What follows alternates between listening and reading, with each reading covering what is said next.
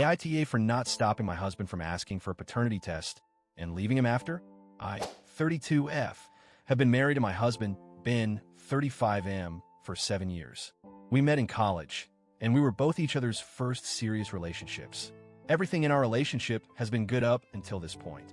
We have a 4-year-old son, Theo, and honestly, we had the kind of marriage that a lot of people envied. Ben is a good guy, kind-hearted, funny, and hardworking.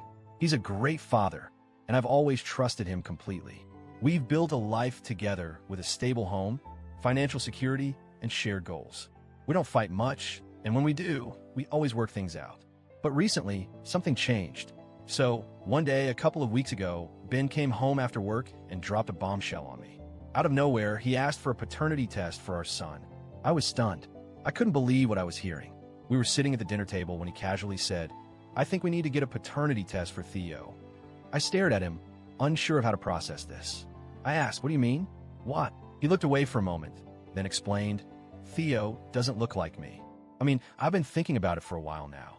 I don't know how to say this, but I don't think he looks anything like me. I just need to be sure." I felt like the world had just collapsed beneath me. I couldn't believe what I was hearing. All I could think was, how can he not see it?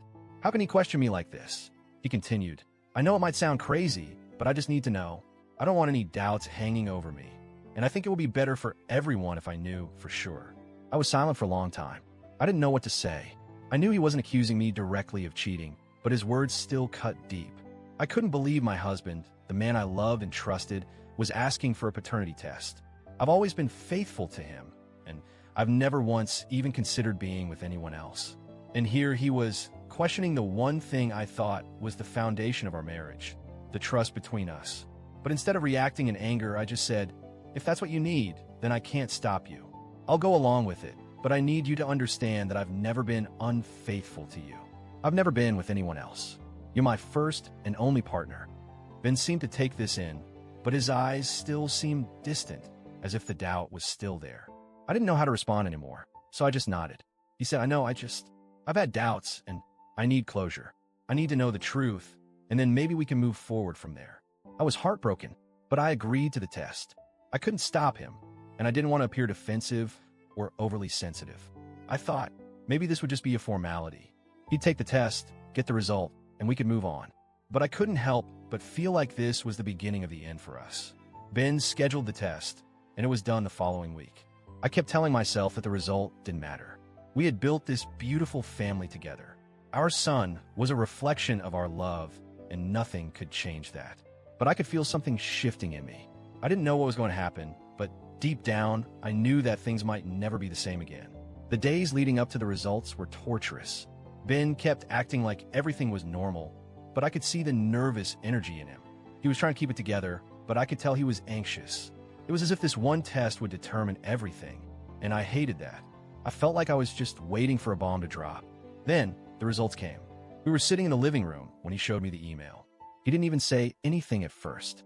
He just handed me the phone, and there was paternity test result. Ben is the biological father of Theo. For a moment, I felt a strange mix of relief and bitterness. Relief because I knew that our son was his, as I always knew. But bitterness because this moment, which should have been a joyful confirmation, felt like a hollow victory for him. Ben looked at me, and he smiled. "Well, now I know for sure. He's mine." I didn't know how to respond. What was I supposed to say? Congratulations? I couldn't find the words. Instead, I just said, "Congrats. Now you know for sure that Theo is your son and that you've been paying for him all these years." Ben seemed taken aback. "What do you mean by that?" I looked at him, and my emotions boiled over. If you had any doubts about me or our son, then I guess that's it. You got the answer you were looking for. But if you think I would ever cheat on you, then maybe this marriage isn't worth saving. Maybe we shouldn't be together anymore. Ben's face changed. His smile faded, and he looked at me with confusion and hurt. "What are you talking about?" This was just about getting closure. Closure? I snapped, feeling the anger rise. "No, Ben, this wasn't just about getting closure. This was about you doubting me, doubting everything we've built together. This was about you thinking I'm a liar, a cheater, and I can't live like that.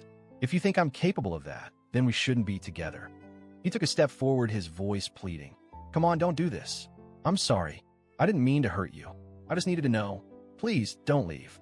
This is just a misunderstanding." But I was already done. I couldn't stay in a marriage where the trust was shattered. When my husband, the man I loved, thought I could betray him like that. I gathered my things, packed up Theo's bag, and left. We went to a hotel, and I haven't gone back since. It's been a few days now, and Ben has been calling and texting nonstop. He keeps apologizing, saying he never meant to hurt me. He says he was just trying to be sure and that I should have stopped him from taking the test if it bothered me so much. He even accused me of being a bratty child and ruining everything. But I don't think I'm the one ruining everything. I didn't ask him to question me. I didn't ask for any of this. He's the one who decided that our son's paternity needed to be tested, and now that the results came back, he's acting like I'm the one who overreacted. I've been debating whether to give him another chance. I've thought about it a lot, but every time I think about it, I remember how it felt when he asked for the test. How it felt to know that he didn't trust me, that he thought I might have cheated, and I don't think I can forgive him for that.